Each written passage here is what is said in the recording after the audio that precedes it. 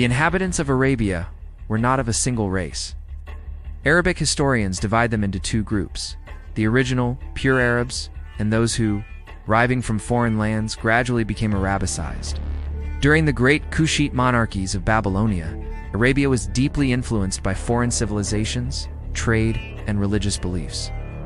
Ancient inscriptions reveal worship of deities like Sin, the moon god, and Ashta, revered by the Sumerians and later by the Semites of Babylonia, Assyria, Syria, and Arabia. Ibn Hisham, Tabari, and other historians document traditions of Arab tribes from the north and west.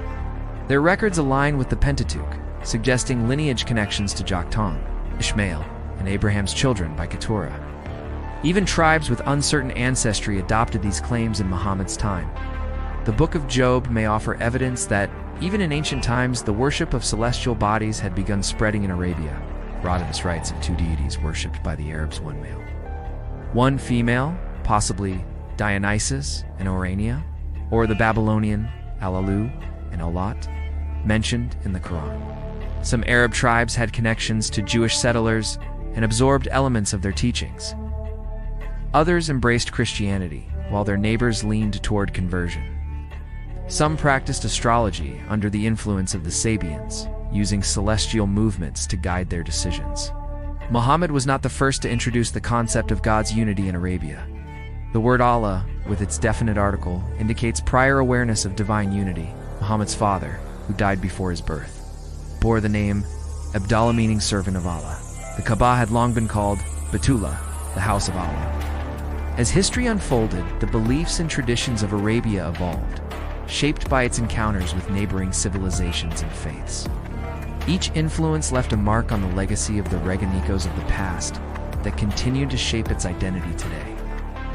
Pre-Islamic Arabs worshipped Allah alongside tribal deities like Alat, Luza, and Manut. Surah An-Nayam 53, verses 19 to 23. The Kaaba was already a revered site, and its rituals, such as circumambulation tawaf, were adopted into Islam. Surah Al-Baqarah 2, verses 125. Surah Al-Hajj 22, verses 26-27. Practices like fasting during Ramadan, the ihram garment for pilgrimage, the stoning of the devil at Mina, were pre-Islamic customs retained in Islam. Surah Al-Baqarah 2, verses 183. The black stone Hajar al-Aswad in the Kaaba was venerated by pre-Islamic Arabs. Its significance was carried into Islamic rituals. Polygamy and slavery, prevalent in pre-Islamic Arabia, were sanctioned and codified in Islamic law. Surah An-Nisa 4, verses 3. Surah An-Nur 24, verses 32.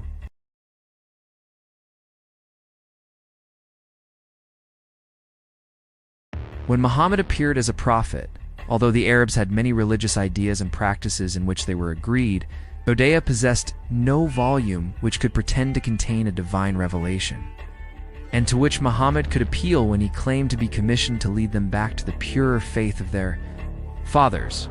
Yet in Arabia, there dwelt certain communities which possessed what they regarded as inspired books. It was natural that Muhammad and his followers should therefore feel great interest and respect for the ideas and rites of these different religious sects. The title People of the Book, given especially to the Jews, but also to the Christians, in the Qur'an is evidence of this. The four communities who possessed book-based religions in Arabia at that time were the Jews, the Christians, the Magians, or Zoroastrians, and the Sabians. These are all mentioned together in Surah Al-Hajj 22, verses 17. We shall see that each of these exercised considerable influence over nascent Islam, but that of the Sabians was by no means the slightest. Hence, we begin by stating what is known of these sectaries, who are mentioned again in Surah Al-Baqarah 2, verses 59. The Sabians are supposed to have been a semi-Christian sect. Others have identified them with the Mandeans, whose religion represents a strange medley of Gnosticism and ancient Babylonian heathenism, but has nevertheless borrowed certain elements from Magism, Judaism, and Christianity, though it remains largely anti-Christian as a system. The Mandeans derive their name from Manda, the most important of the emanations or eons in whom they believe. Manda is said in their sacred book, the Sidra Rabbah, to have manifested himself in a series of incarnations. The first three incarnations were Abel, Seth, and Enoch. The last was John the Baptist. The latter conferred baptism on Jesus Messiah, who finally returned to the kingdom of light after a seeming crucifixion. Our knowledge of the Sabians is slight, but sufficient for our purpose. An early Arabic writer, Abu Isl Maghribi, is quoted by Abu Fida as giving the following account of them. The Syrians are the most ancient of nations, and Adam and his sons spoke their language. Their religious community is that of the Sabians, and they relate that they received their religion from Seth and Idris. They have a book which they ascribe to Seth, and they style it the Book of Seth. In it, good ethical precepts are recorded, such as enjoying truth, speaking and courage, and giving protection to the stranger, and such like. And evil practices are mentioned and command given to abstain from them. The Sabians had certain religious rites, among which were 7 fixed times of prayer, 5 of which correspond with those of the Muslims. The 6th is the prayer at dawn, and the 7th a prayer, the time for which is at the end of the 6th hour of the night. They prayed over the dead without bowing down or prostration, and fasted 30 days. And if the month of the new moon were a short one, then they kept the fast for 29 days. In connection with their fast, they observed the festivals of Fitr and Hillel in such a way that the festival of Fitr occurred when the sun entered Aries. They used to fast from the 4th quarter of the night until the setting of the disk of the sun. And they had festivals at the time of the descending of the 5 planets to the mansions of their dignity: Saturn, Jupiter, Mars, Venus, and Mercury. And they used to honor the house of Mecca, the Kaaba.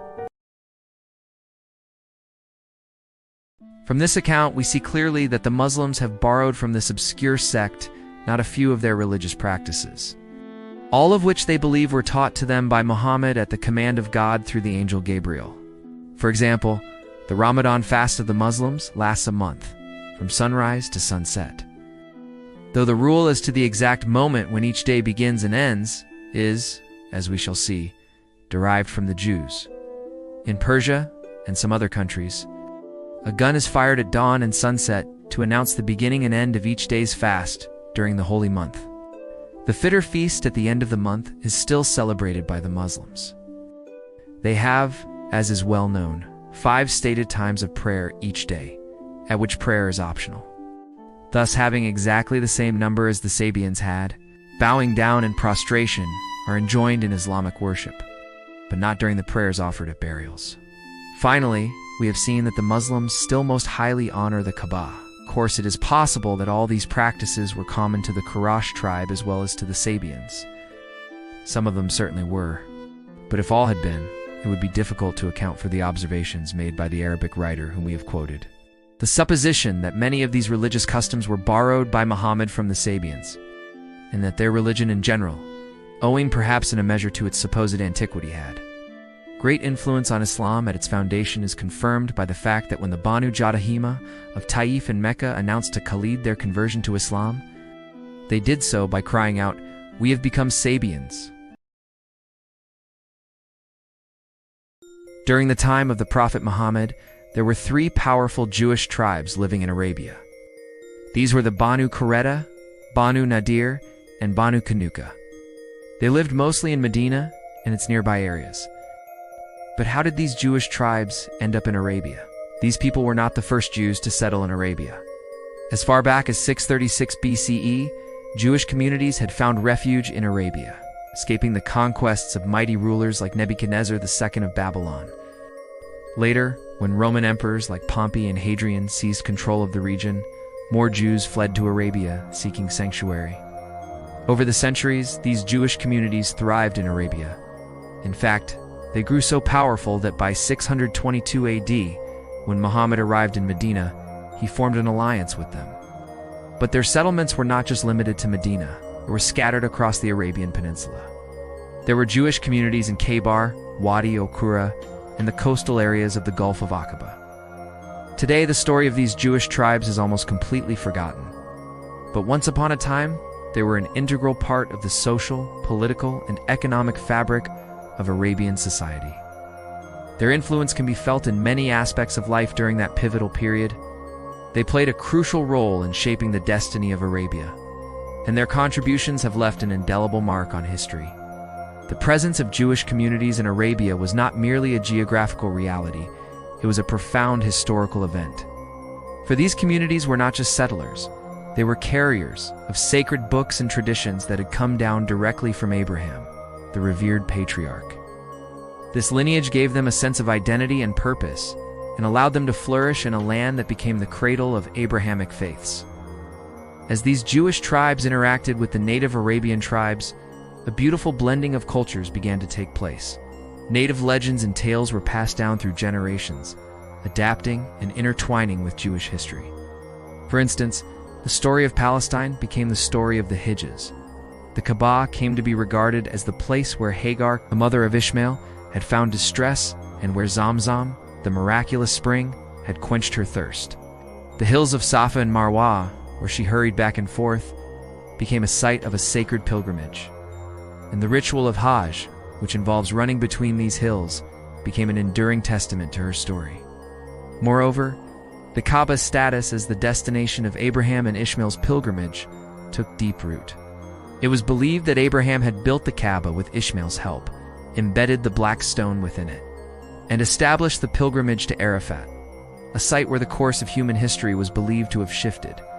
Here, Abraham had stood as a monotheistic beacon, defying the polytheistic practices of his time. The tradition also holds that Abraham's son Ishmael had expanded the Kaaba. Recognizing its significance as a house of God, at Arafat, pilgrims retrace Abraham's steps, standing in the same spot where he had called for the stone from heaven to save his son's life instead of sacrificing him. This act of divine intervention symbolized the mercy of God and became the basis for one of the most important pillars of Islam: the duty to be steadfast in the face of adversity. Jewish legends were incorporated into the Qur'an, including Cain and Abel Surah 5 verses 30 to 35, which was borrowed from the Perky Rabbi Eliezer, including the raven teaching Cain to bury his brother. Abraham's deliverance from fire, Surah Al-Anbiya 21 verses 51 to 75, was borrowed from the Midrash Rabbah, where Nimrod casts Abraham into a furnace. Queen of Sheba's visit to Solomon's Surah An-Naml 27 verses 22 to 44 was borrowed from the second Targum on Esther. Harat and Marut Surah Al-Baqarah 2 verses 102 was borrowed from Jewish legends of fallen angels, Shemhazai and Azael. The elevation of Mount Sinai Surah Atin 95 verses 2. Inspired by Jewish traditions and tractate Sabbath, Jewish practices like dietary laws in Surah Al-An'am 6:145 and circumcision were adopted into Islam. When Muhammad laid claim to the prophetic office in 612 AD, the Persians had overrun and held possession for a time of Syria, Palestine, and Asia Minor.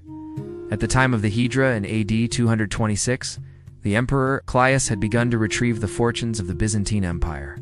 And not long after, the Persians were obliged to sue for peace in consequence of this. Badsun, the Persian governor of Yemen, deprived of the hope of support from home, was obliged to submit to Muhammad and agree to pay tribute in AD 628. Within a few years of the Prophet's death, the armies of Islam had overrun Persia and converted the great mass of its people by the sword. Whenever two nations, the one highly advanced in civilization and the other in a state of comparative ignorance, are brought into close intercourse with one another, the former always exercises a very considerable influence over the other. All history teaches us this lesson. Now in Muhammad's time, Arabs were in a very unenlightened condition. In fact, their own writers say of pre-Islamic ages as the times of ignorance.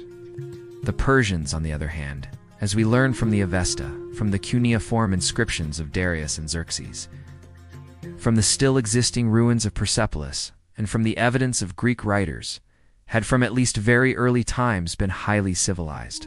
It was but natural, therefore, that intercourse with them should leave its impress upon the Arabs. From Arabian historians and from the statements of the Qur'an and its commentators, it is evident that the romantic legends and the poetry of the Persians had in Muhammad's time attained a very considerable degree of popularity among the Arabs. Widely were some of these tales known among the Quraysh, that Muhammad was accused by his enemies of having borrowed or imitated them in the Qur'an. Ibn Hisham, for instance, says that one day when Muhammad had gathered an assembly, then he summoned them to God Most High and read the Qur'an there, and warned them what would befall the nations that remained destitute of faith. Then Nadr bin al-Horith, who had followed him into his assembly, rose up and told them about Rustam, the strong, and about Isfanjiar and the kings of Persia. Then he said, "By God, Muhammad is not a better storyteller than I am, and his discourse is nothing but the tales of the ancients. He has composed them just as I have composed them, the night journey mirage." The concept of Muhammad's ascension to heaven is taken from the Zoroastrian legend of Artavirov, who ascended to heaven under the guidance of the archangel Sarosh and visited Ormuzd. Both accounts describe a journey through different levels of heaven and encounters with divine beings. The Tree of Paradise. The Quranic tree tuba in paradise, taken from the account of the Zoroastrian tree. Described in the Avesta as a tree from which all plants grow and which is well watered. This idea is also similar to the Hindu tree. The light of Muhammad. The concept of Muhammad's pre-existent light, passed down through generations, parallels the Zoroastrian idea of that shown on the forehead of Jamshid and other Persian heroes. The Angel of Death, the Muslim Angel of Death, Azrael, is taken from account of the Zoroastrian Astovadatus, who separates body and spirit at death. The pre-existence of souls. The Muslim belief in the pre-existence of souls aligns with the Zoroastrian concept of Pravashis, spiritual prototypes and guardian angels of all beings. Satan's origin. The Muslim legend of Azazel, ascending from hell and later being cast out, is taken from the Zoroastrian account of Ahriman, the evil spirit rising from darkness and attempting to destroy God's creation. Hurus and Gilman in Paradise. The Quranic Hurus Maidens of Paradise and Gilman Immortal. Youths are taken from Zoroastrian Parakas and Gandharva celestial beings in Hindu mythology. The formula, in the name of God, the Islamic phrase, in the name of God, the compassionate. The merciful was influenced by the Zoroastrian formula in the name of Ormuzd, the creator, found in the Bundahishni. Prophetic succession, the Muslim belief that each prophet foretells the coming of the next, aligns with the Zoroastrian Dissatir, Ismani, where each prophet predicts the arrival of his successor